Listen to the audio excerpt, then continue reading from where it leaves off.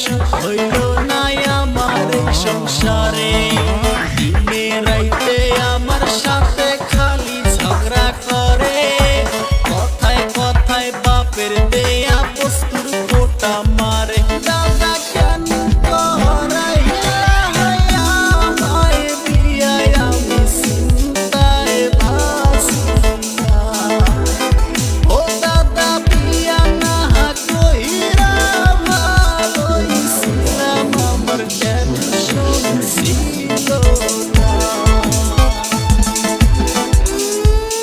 খালি নিজেরটাই